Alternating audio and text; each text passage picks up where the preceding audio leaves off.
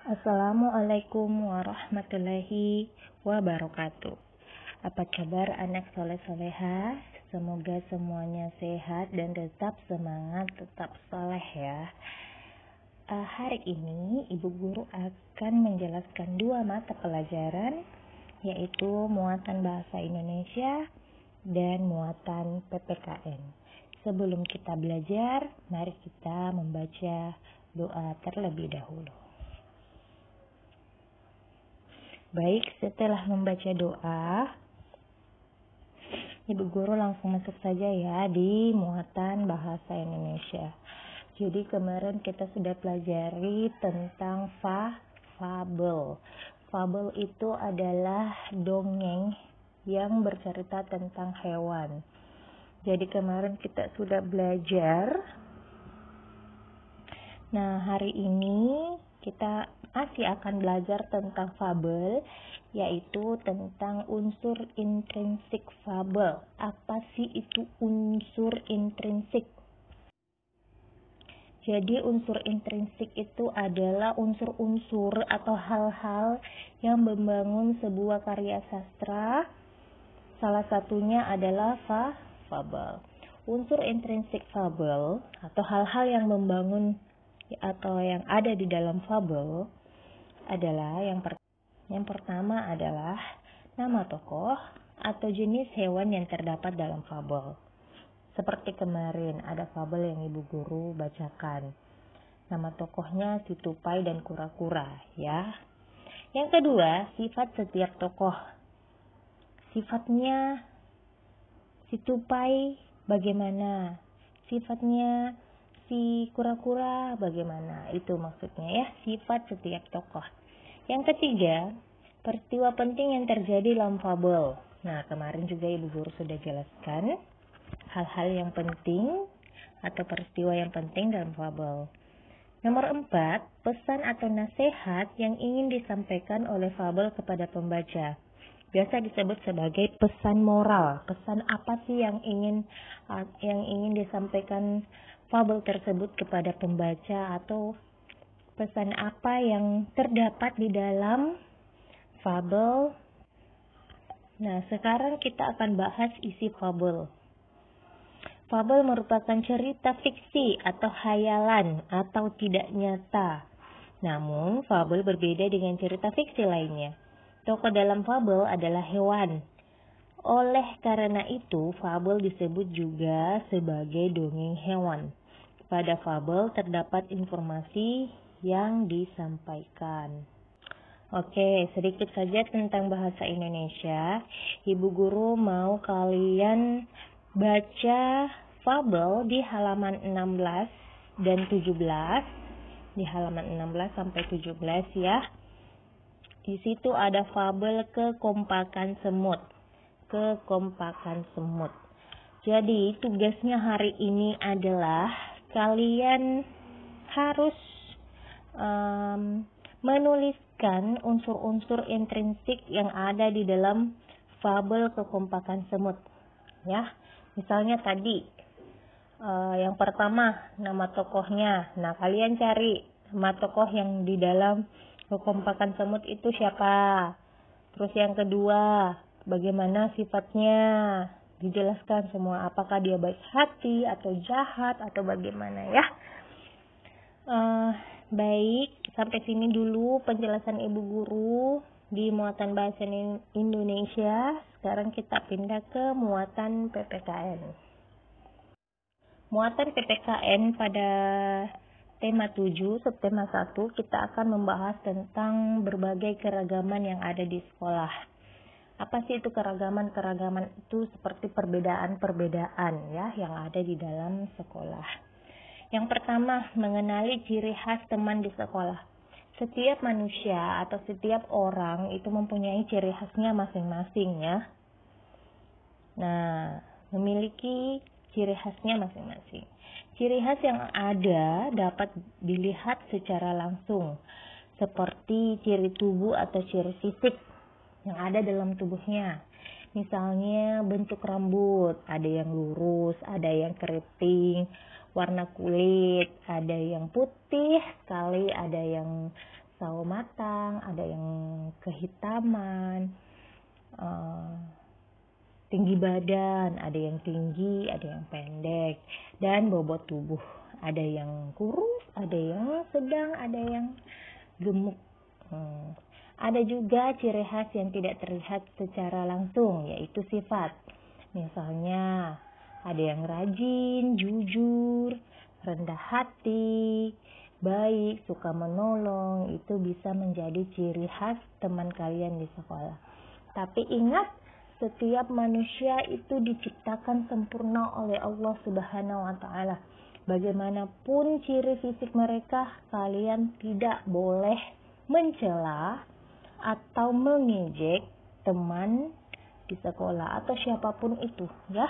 Tidak boleh mengejek orang lain karena ciri fisiknya yang berbeda. Paham? Ya. Ciri tubuh kita dan teman-teman beragam.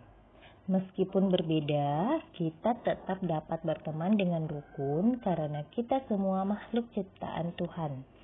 Kita dapat menggunakan perbedaan kita untuk kebaikan. Misalnya, untuk membantu teman. Inilah yang membuat indahnya keberagaman. Nah, yang kedua yang akan kita bahas adalah keberagaman warna kesukaan teman di sekolah. Masing-masing teman kalian pasti mempunyai satu warna kesukaan, ya. Setiap orang memiliki warna kesukaan yang berbeda-beda. Warna kesukaan teman dapat berbeda dengan warna kesukaan kita. Kita harus dapat menghargai warna kesukaan orang lain walaupun berbeda dengan kita. Walaupun teman kita menyukai suatu warna yang tidak kita suka, kita harus menghargainya. Tidak boleh mencela apapun itu, ya nak, ya. Tidak boleh mengejek teman. Nah, selain ciri fisik, warna kesukaan, keberagaman agama juga ada di sekolah.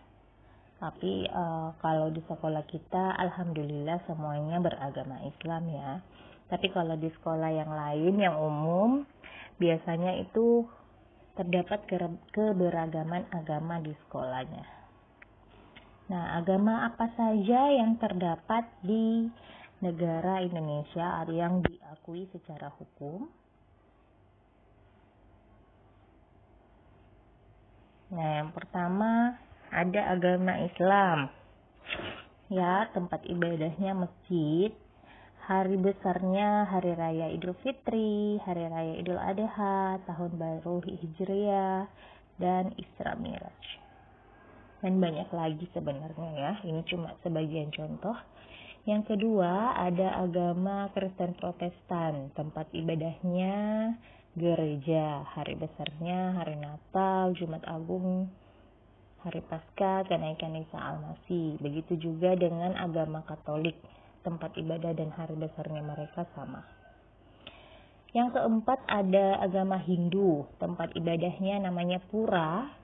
Hari besarnya Hari Nyepi, Hari Saraswati, Hari Pagarwesi.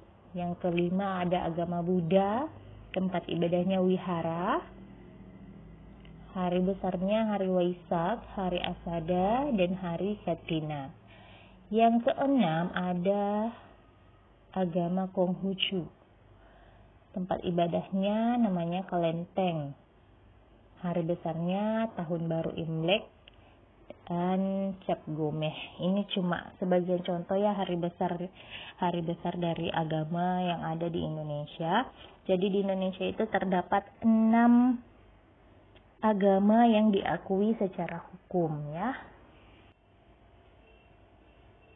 Nah, yang terakhir, keberagaman kegemaran teman di sekolah. Ini hampir sama dengan warna kesukaan. Jadi ada banyak kegemaran yang dapat dilakukan setiap orang. Kegemaran adalah kegiatan yang disukai atau biasa disebut dengan hobi. Hobinya apa gitu, ya. Kegemaran yang ditekuni dengan sungguh-sungguh dapat memberikan manfaat bagi orang yang melakukannya. Jadi misalnya ada yang hobi membaca, bisa bermanfaat, ilmunya tambah banyak, ya. Jadi kalau misalnya nak punya hobi, Jangan terlalu terpaku sama hobinya. Jangan sampai kita lupakan kewajiban-kewajiban yang harus kita lakukan. Misalnya belajar, sholat, mengaji, ya jangan sampai hobinya terus yang ditekuni. Misalnya ada hobi yang bermain game. Nah, bermain game terus sampai dilupakan kewajiban-kewajibannya. Nah, ini hal yang salah. Lakukan dulu kewajibannya, belajar, mengaji, sholat, baru lakukan kegemarannya. Ya, jangan sampai terbalik ya nak ya. Baik, sampai sini dulu penjelasan Ibu Guru tentang muatan PKN. Jadi ada tadi 4 keberagaman yang kita bahas. Yang pertama adalah ciri fisik. Ya, ciri fisiknya temannya itu berbeda-beda. Yang kedua warna kesukaan, yang ketiga ada agama, dan yang keempat ada kegemaran temannya di sekolah. Oke, untuk tugasnya, pertama kalian dulu harus mencatat tabel-tabel keberagaman agama di sekolah. Tadi ada 6, ada di halaman 14 juga di bukunya. Jadi tabel itu harus kalian tulis ya, pindahkan ke buku catatan. Lalu tugasnya yang kedua, silahkan kerjakan tugas halaman 15. Ya, ada gambar tempat ibadah di sini masing-masing agama. Nah, kalian pasangkan itu tempat ibadahnya umat beragama apa ya. Lalu nomor 2, bagian A dan bagian B. Baik, sampai sini dulu penjelasannya Ibu Guru. Semoga video pembelajaran hari ini bisa bermanfaat untuk kalian yang masih belajar di rumah. Tetap semangat belajarnya. Kerjakan tugasnya dengan bersungguh-sungguh ya. Rapikan tulisannya, perhatikan penggunaan huruf kapital dan tanda bacanya. Baik, terima kasih. Jangan lupa murojaah, tetap mengaji ya, murojaah terus. Kurang dan lebihnya mohon dimaafkan. Assalamualaikum warahmatullahi wabarakatuh.